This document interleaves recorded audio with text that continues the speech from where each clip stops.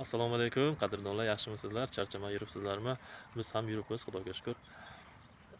Fasad qilinganda ba'zi bir muammolar bo'ladi. Juda ko'p uchraydigan muammolardan bittasi bu fasadni rangini o'chib ketishi. Quyosh ta'sirida, yomg'ir, qor, ob-havoni sharoitida fasadimiz rangi o'chib, xunuklashib ketadi. Endi aynan mana shu muammoda bizni egiluvchan plitkalarimiz qanday yechim bo'la oladi? Shu haqida sizga aytib o'tmoqchiman. Rangi o'chib ketmaydi deb biz aytamiz. Buni sababi shundaki, mana bu bizni gipki kamin bo'lsa, buni orqa tarafi ham mana shu ranglangan. Mana ranglangan qismga e'tibor qilsangiz, molosniy rang va qora. Orqa tarafi ham xuddi mana shunday mana.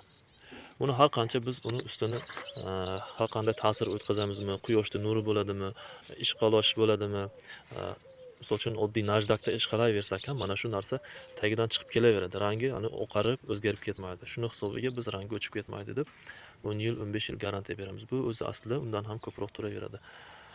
Shuning uchun qadrdonlar, agar siz fasad qilganingizdan keyin uni rangi o'chib ketmasligini, uzoq yillar davomida bir xil o'zini chiroyini saqlab turishini xohlasangiz, aynan mana shunday egiluvchan plitkalarga albatta qiziqing, foydalaning. Bizni xizmatimizdan ham foydalanishingiz mumkin bo'ladi.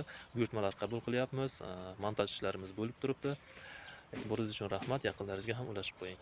Salomat bo'ling.